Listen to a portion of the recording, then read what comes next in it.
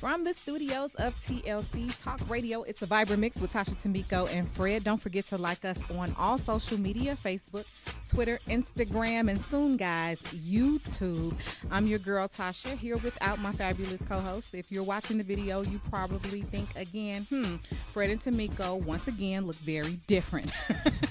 They're not here. We have a great show lined up for you today. You know, one of the reasons a vibrant mix exists is to showcase the wonderful work that we do as people of color. And today we'll be talking with the people seated to my left, Bavon and Elois Joseph of the Greenwood Project. And Hi. Hey, welcome. Thank you for having us. Indeed, indeed. It took quite a bit to get us going, but we got it. We're here. Welcome, welcome. So let's just jump right in. What is the Greenwood Project? Well, the Greenwood Project is an organization founded by my husband and myself a little over a year and a half ago. And what we're doing is introducing academically talented students from under-resourced neighborhoods like the South and West Sides of Chicago. We're introducing them to careers within the financial industry. Nice, nice. So is this something that they wouldn't normally have exposure to? Absolutely. It's something that they wouldn't have exposure to. Like myself, I come from the west side of Chicago originally. And when I was coming up as a youth, I saw bus drivers, I saw teachers, I saw firefighters and police officers. I had no idea that there was a such thing as the trading floor, the stock market, the financial industry, investment advisors, things of that nature. Okay. So how do you go about introducing this field to young people? So what we do is we have three main programs. It's a summer internship program, lunch and learn series, and a Woman of Wall Street speaking series as well.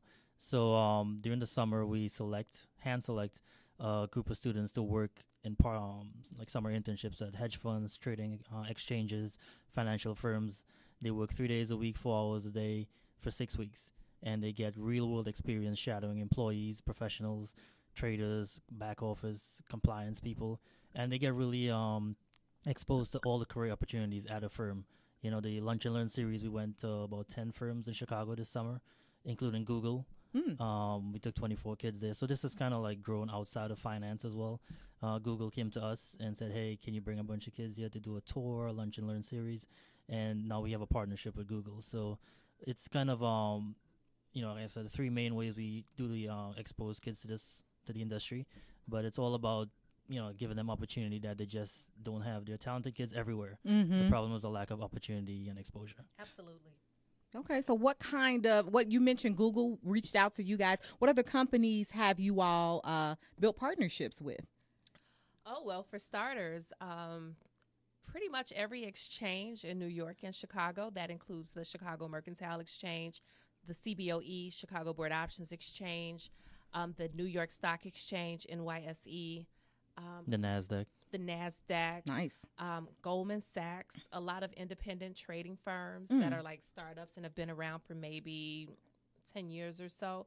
So our name is really getting out there, and we're really, it's grown so much. And as I've stated, we've only been around for not even a solid 2 years yet. Right. And the amount of growth that we've had has just been great and exponential in such a short amount of time. Okay, so you mentioned a variety of firms. What kinds of career paths can students take? Well, interesting enough, when you tell a student about the financial industry, they immediately think math, and I'm not good at math, so I can't be a trader because I can't do math. But there's so much more to the financial industry than math. So, for example, if you think about an exchange has an accounting department. They have an education department. They have a trading department. They have a banking department. They also have like a technology department.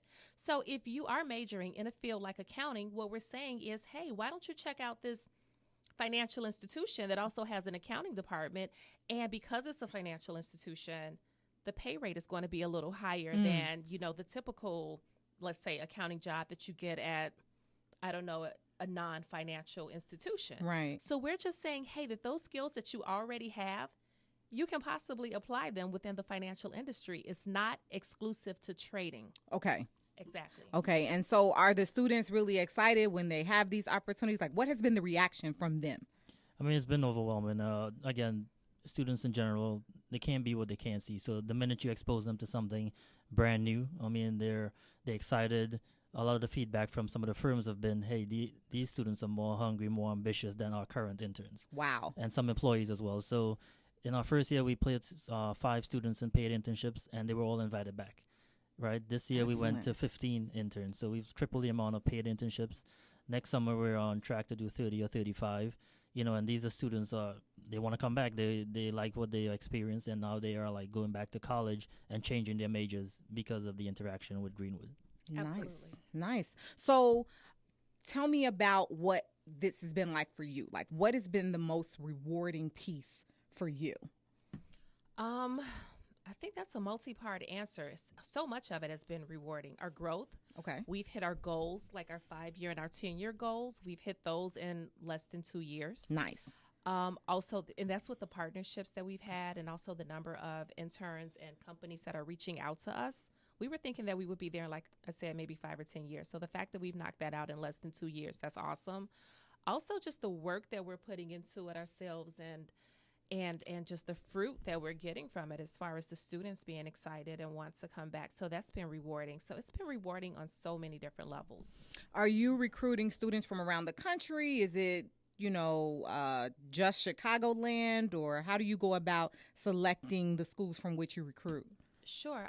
Currently it's Chicago, and we aren't tied to a school. It's more under-resourced communities. So if you're from the Roseland community, if you're from Inglewood, if you're from the south side or the west side of Chicago, and you are motivated and driven and open-minded, last but not least, open-minded, give us a shout. Yeah, and part of the long-term goals for the organization is to put this in every financial hub in the United States. So we want students to be able to travel to New York and spend a week there, go to London. This summer we took 12 students to New York for a week, and we put, like 8 of them on a plane for the first time, right? The stuff the education around travel alone is huge, and then to take them to New York of all places. Right. We went to New York and visited all the major exchanges, Goldman Sachs, Bloomberg.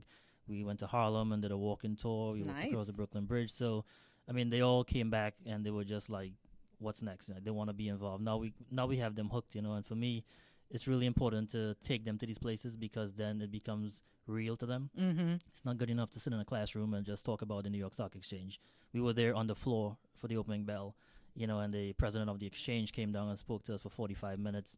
Wow. And I told all those students, like, look around and see who looks like you. And there weren't many people. And that's when they kind of like really sunk in, and they got it. And they was like, wow, we're on the floor of the New York Stock Exchange for the opening bell. And traders and professionals from the exchange came over, and they were all curious, who are these kids, and we had them all dressed to the nines. They were like all their clothing was sponsored by people locally in Chicago. So we really went out there and impressed everyone, and we were invited back by all those firms. So the New York trip is going to be an annual affair now. Nice. Any other locations you're planning to visit, or are you just going to start there, or?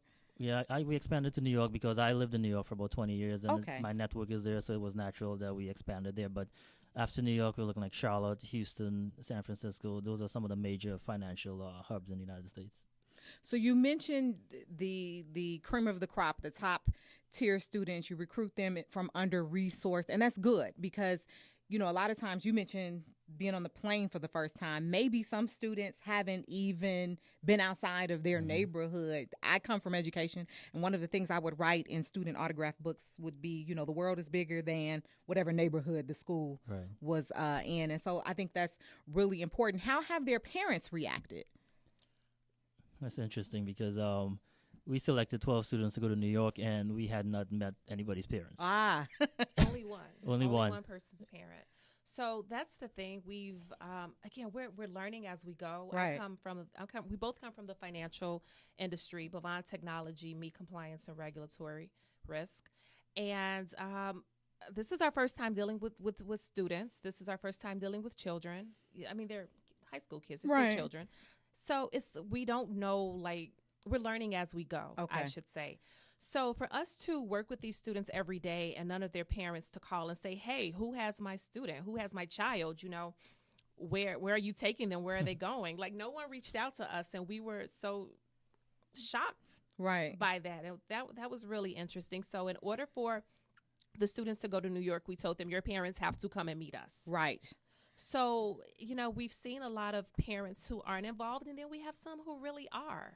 But we genuinely take the time with each kid and just make them feel very welcome despite what their circumstances are. You're opening so many eyes and so many, visions of horizon for students, like you said, who may never have had that opportunity. Like you mentioned, all you saw was, a certain caliber of professional, and they were professionals, and that's great, but you didn't know what was beyond. Exactly. And that's really important. Exactly. I thought that was it. Like, I'm kind of embarrassed to tell the story, but what I saw a lot growing up was, going to the welfare office, things of that nature. And I thought that was the tops. Like, if you got a job at the welfare office or at the Aldi's counter, typing in the keying in the products really quick, like you were doing something. So I was happy to be introduced to this industry, and it's been 20 years for me, and it's definitely been great. It's been a good 20-year run. Tell us a little bit about your backgrounds. You both said you come from this industry. Talk to me a little bit about your journey.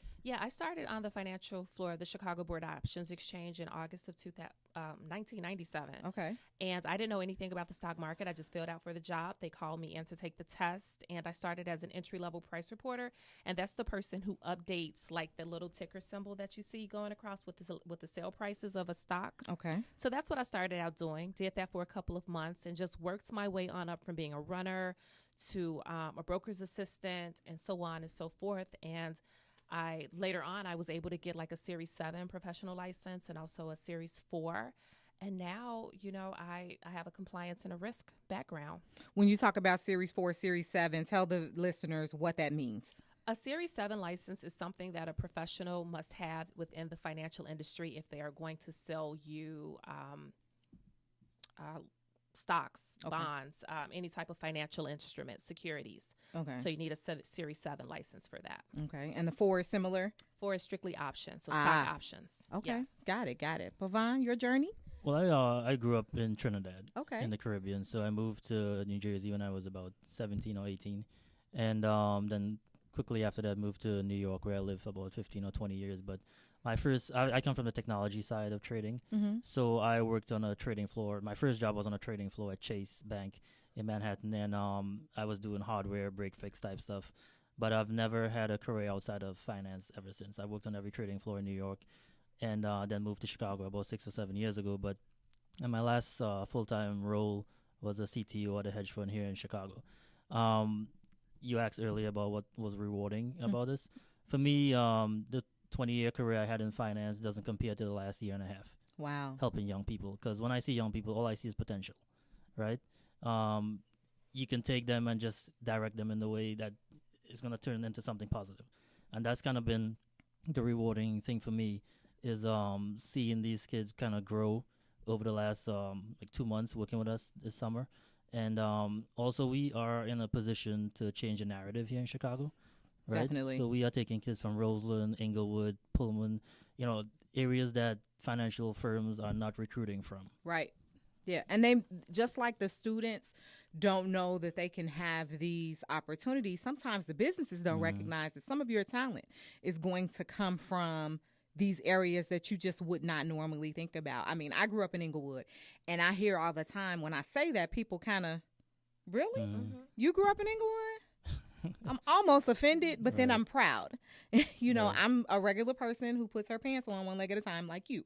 Yeah. It doesn't matter. The area may be undersourced, but that doesn't mean there's not rich material inside. Right. And so that's really important. What's next for the Greenwood project? Well, I think growth. We are, again, companies are coming to us like left and right. I had to put a hold on all the lunch and learns we were doing because we just had more demand than supply. We have to expand the pipeline for students now. So we just partnered with 100 Black Men of Chicago. Nice. And we are going to be presenting at their college fair at UIC in October. Okay. Talking to a bunch of presidents of HBCUs and also parents as well and students. So we definitely made an impact in a short space of time. So we definitely are looking to expand the pipeline, get more kids involved, and grow the organization and expand to some other cities as well. Okay. And if someone wanted to refer students to you, could they do that? How would they reach out to you? Yeah, we our website, greenwoodproject.org, and we're on Twitter, Greenwood Project Shy, and on Instagram as well, and we just send us an email. We'll get in touch with you and get you the application. We usually start the application process in March, but we'll start a little earlier because the demand is going to be so huge for next summer.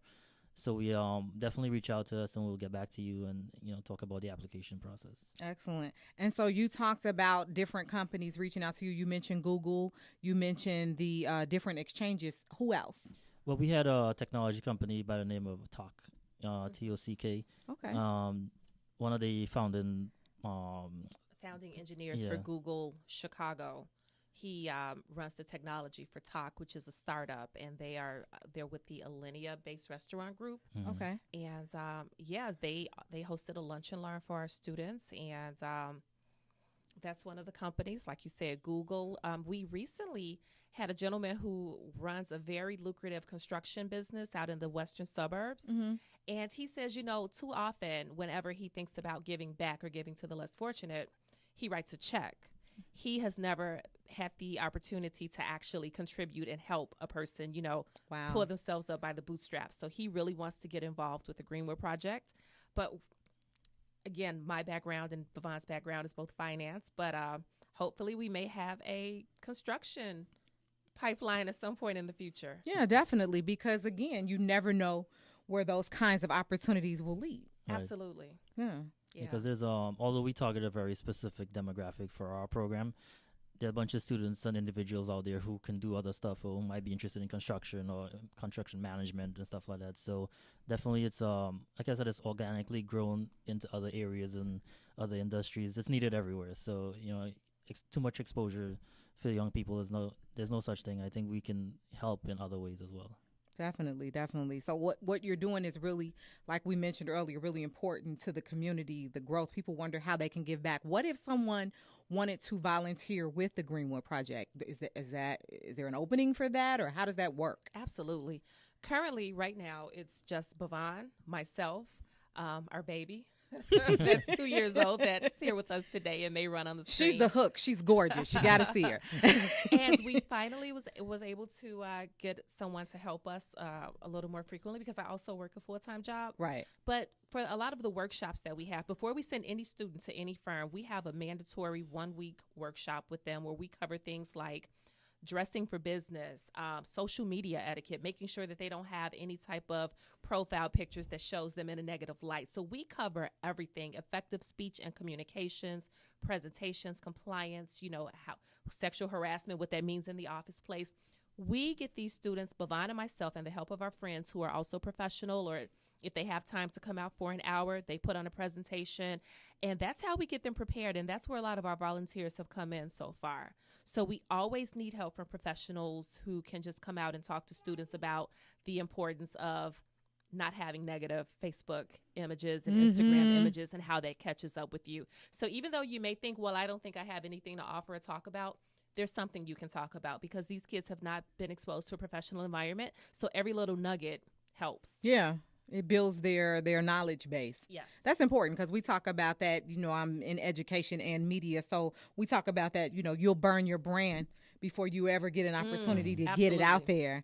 Yeah, that's really important. So the people who want to volunteer, they should reach out to you. Yeah, to the website again, or on social media, and we can definitely reach out and let them know about upcoming events and stuff. We actually have a Woman of Wall Street event coming up on October the 9th at DePaul University. Okay. And that's a program that we put together because the industry is really male dominated. So we make it a point to find women who work in the business to come speak to young girls about what they do, how they got there. Some of these individuals come from the same community that these young people come from, right? It makes a huge difference when a young person sees someone who looks like themselves. Yeah. Right? How many of your applicants are female? It's been about 50-50 so far between boys and girls. So okay, well that's good. That's good. It's equal opportunity for everybody. That's the CEO demanding a meeting. We'll be right with you, honey. So, okay, to recap, tell me one more time, tell the listeners one more time how people can reach out to you and what they can do to help.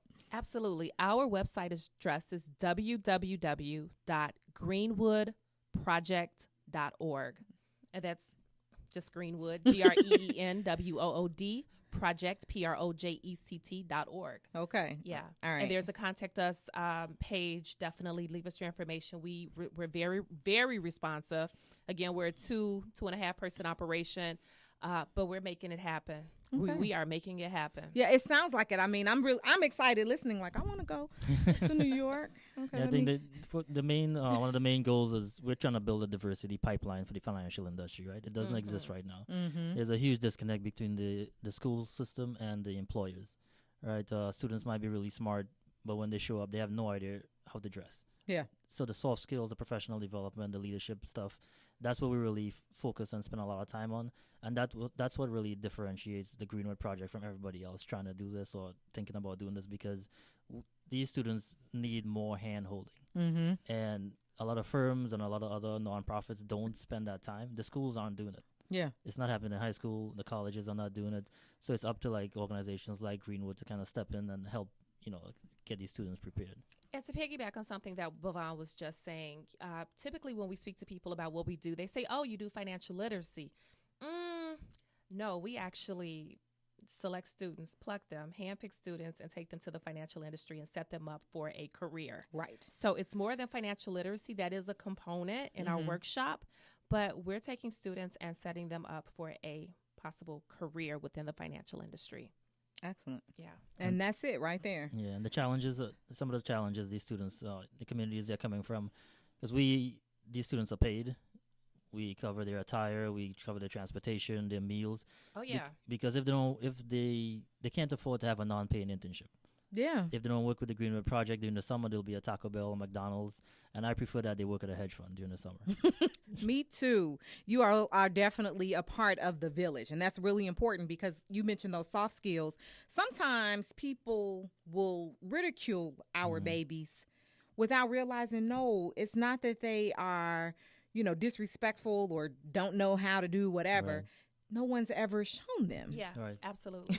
And so before people jump on, it amazes me when grown people do it. But before, people jump on social media and attack these children, what have you done to step up and help them? Absolutely. Yeah, definitely. Well, we really, really appreciate you being on a Vibrant Mix today. The Greenwood Project is it the Greenwood Project.org or is it just Greenwood Project? GreenwoodProject.org. Okay, so GreenwoodProject.org. That's the CEO, Pilar, speaking over there. We appreciate you being a part of the show. We definitely want to get this out to as many people as possible, and hopefully, you'll see an influx of volunteers. Definitely, because yeah. You work a full-time job. I know all about trying to do 12 things at once, and I don't even have any children, so Yeah. No, but one thing I can say, we have people calling us all the time and they say, hey, my child isn't motivated.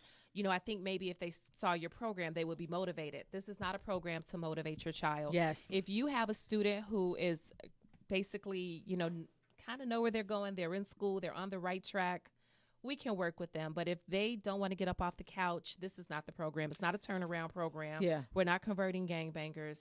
We are taking students who are ready and just need a little bit of help, finding out about the financial industry. That's good because, coming from education, sometimes those are the students who are overlooked because the instructor will say, well, I've got to get these other babies up to par. You'll be fine. You're already, top notch. You'll be okay. Right. And they get overlooked. They fall through the cracks. And then you look up and you go, wait, how did that go south? Well, they didn't get the attention to continue to help them flourish. That makes sense? Yeah, Yeah, absolutely yeah. it does. Yeah, definitely. Okay, that's great. So once again, thank you for being a part of a Vibrant Mix. I'm your girl, Tasha, from the studios of TLC Talk Radio. You have been in the mix with Bhavan and Elois of the Greenwood Project. Don't forget to like us on all social media, Facebook, Twitter, Instagram, and soon to come, YouTube. We will catch you next week. Hello. Oh, what a sweetie pie. Hello, welcome to a Vibrant Mix. Yeah. Oh. What's your name? Tell us your name.